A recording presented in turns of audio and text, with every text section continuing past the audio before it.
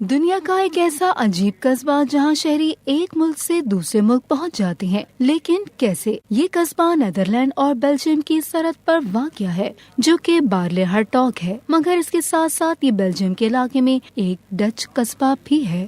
چھوٹے سے قصبے میں سیر کرنا تو دنیا کے دیگر مقامات کی طرح کا ہی تجربہ ہوتا ہے، مگر جب آپ اپنی زمین کو دیکھتے ہیں تو پھر حیران رہ جاتے ہیں، کیونکہ جگہ جگہ نیدرلینڈ اور بیلجیم کی سرحدی لکیریں نظر آتی ہیں۔ در حقیقت ایسی 24 جگہیں ہیں جو دونوں ممالک کی سرحد کی حیثیت رکھتی ہیں۔ کئی مقامات پر تو سرحدی لکیریں گھروں کے درمیان سے بھی گزرتی ہیں، یعنی وہاں رہنے والے کھانا ایک ملک کے اندر بناتے ہیں اور اسے دوسرے ملک کے اندر کھاتے ہیں۔ اس قصبے میں ایک فرنٹ ڈور پالیسی کو اپنایا گیا ہے، جس کا مطلب یہ ہے کہ آپ کا ملک وہ ہوگا جس جانب گھر کا باہری دروازہ کھلتا ہوگا۔ ایک ہی قصبے میں 2 حکومتیں، 2 کونسلز، 2 میئرز اور 2 اسکولز موجود ہیں۔ یہاں 2 زبانیں بولی جاتی ہیں، ایک فلیمش بیلجیم کی اور دوسری نیدرلینڈ کی ڈچ۔ یہی وجہ ہے کہ وہاں رہنے والے بیشتر افراد دونوں میں مہارت رکھتے ہیں۔